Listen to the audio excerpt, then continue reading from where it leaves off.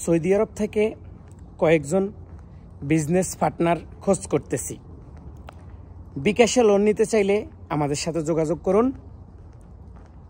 বাংলাদেশ প্রবাসী কল্যাণ ব্যাংক থেকে আমরা সরাসরি প্রবাসীদেরকে লোন দিয়ে থাকি। এই সমস্ত প্রচুর পরিমাণ বিজ্ঞাপন কিন্তু আমাদের চোখের সামনে সব সময় আসে। এই বিজ্ঞাপনগুলো কিভাবে আসে? বিভিন্ন ফেসবুক থেকে, বিভিন্ন জায়গা থেকে, বিভিন্ন গ্রুপ থেকে। এই ফেসবুকগুলা কারা চালায়? আপনি শুনলে অবাক হয়ে যাবেন। এই ফেসবুকগুলা চালায় আমাদের মতো কিছু বাংলাদেশি বড় মাপের দালাল, যারা শিক্ষিত দালাল।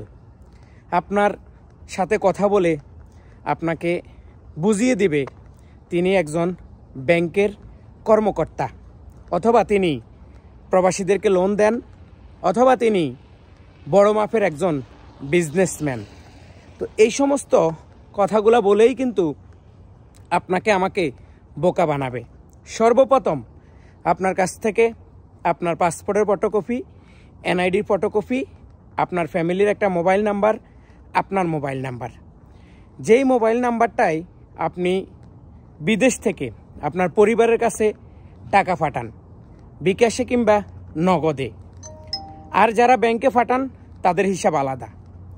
এখন এই নাম্বারগুলো পাওয়ার পরে আপনাকে হ্যাক করার চেষ্টা করবে এবং আপনার পরিবারের বিকাশে বা আপনার পরিবারের মোবাইলে কল দিয়ে বলবে আপনার স্বামীর সাথে, আপনার ভাইয়ের সাথে, আপনার ছেলের সাথে কথা হয়েছে, আপনারা আমাদের কাছ থেকে লোন নেওয়ার জন্য কবে আসবেন বা কখন আসবেন।